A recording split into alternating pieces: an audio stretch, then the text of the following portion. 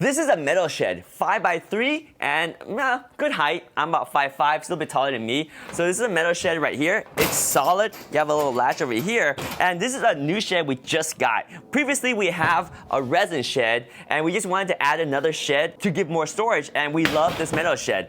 Now, the cool thing about the metal shed is because it's metal, temperature is not a big concern. It's reinforced really well. You have a member here, member here, member here, member down there, and two strong members putting everything together. There's also an overlapping piece on the middle that will give it more structural rigidity. Even the door frame, you have a metal bar up here, you have a metal bar here, metal bar here, and of course the frame down there is 4 pieces all connected together, giving you good rigidity as well. So really well reinforced, and on top you have like 40 screws holding everything together. So think about a box that has everything reinforced, so it's really strong. Now the one thing I want to point out is that there's no floor. So take it as it is. If you want to use it with your concrete, you're good. If you want to use it outside, you're okay with this being not entirely waterproof, that's fine too. But you can make it waterproof if you want to by adding a plywood base and couple 2x4s to raise up. You can do whatever you want to floor it. And it's spacious, it's roomy. I can stand up here, I'm 5'5".